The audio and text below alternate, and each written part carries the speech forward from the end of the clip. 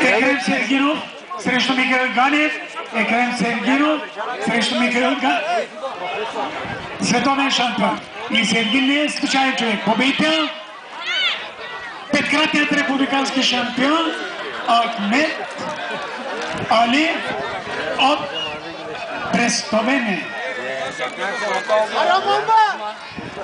Екрем е републикански шампион при децата и след това израсна като създател в Разградското спорт училище и сега има възможност да се състава и със световния шампион. Тъй!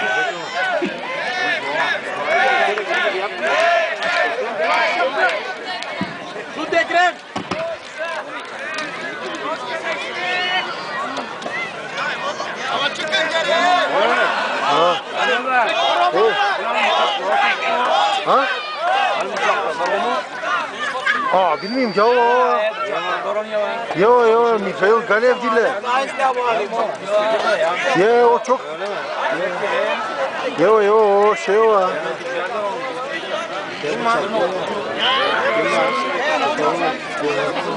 Hoş söyle.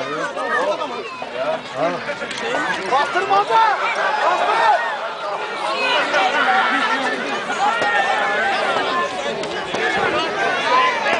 Ne kadar?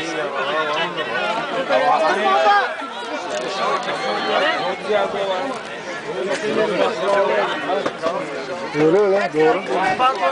Öyle.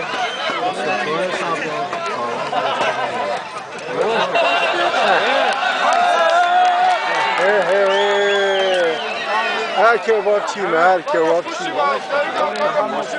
Налая да излизат любимеца на публиката, треньора